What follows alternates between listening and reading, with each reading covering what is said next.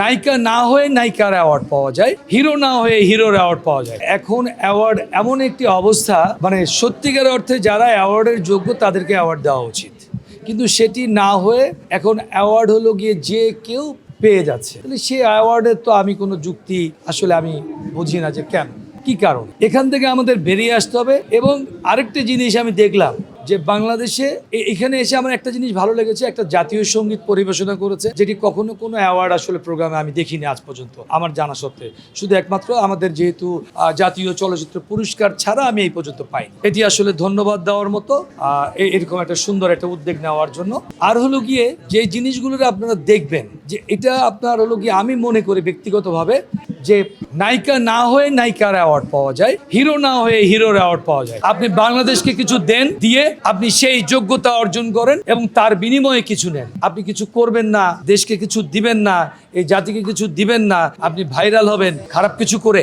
এই অন্যায় করে ভাইরাল হওয়ার কোনো যুক্তি আমি খুঁজে পাই না। ভাইরাল হন ভালো কাজ করে, যেটি দেশকে কিছু দিয়ে আপনি ভাইরাল হন, যে না ভাই আমি এই কাজটি করেছি এই জাতির জন্য, এই দেশের জন্য। কারণ এই দেশটি আমরা পেয়েছি অনেক কষ্ট এবং ত্যাগের বিনিময়। কারণ একটি লাল সবুজের পতাকা পেয়েছি, একটি মানচিত্র পেয়েছি, এবং এগুলো কিন্তু not a matter of joke, এটি কিন্তু অনেক বড় রক্ত ওই সংঘর্ষের মাধ্যম দিয়ে এই দেশ অর্জন করা আমাদের। সুতরাং আমরা যে কিছু নিব, যে কোনো কিছু অ্যাচিভ করব, সেটি আপনার যুক্তির মধ্যে থেকে অ্যাকচুয়ালি অ্যাচিভ করতে হবে। আমার কথা হলো যে বাজে কাজ বা কোনো খারাপ মন্তব্য দিয়ে, কোনো কথা দিয়ে, দিগবাজি দিয়ে, যাই বলেন না কেন, এই সমস্ত কাজ করে দুধ খেয়ে, অমুক খেয়ে, তমুক খেয়ে, এই সমস্ত দিয়ে আসলে ভাইরালের কোনো যুক্তি নেই। যারা আমি মনে করি এটা কোনো যুক্তির মধ্যে পড়ে না। আমরা এতদিন বহুদিন লড়াই করেছি এই ফিল্ম ইন্ডাস্ট্রিতে এবং অসংখ্য ছবি দিয়েছি, কিন্তু কখনো বলতে পারিনি যে আমরা অনেক কিছু করেছি। কারণ আসলে করার সময় শেষ হয়। আমার কাছে মনে হয় যে অনেক কিছু করার বাকি রয়েছে,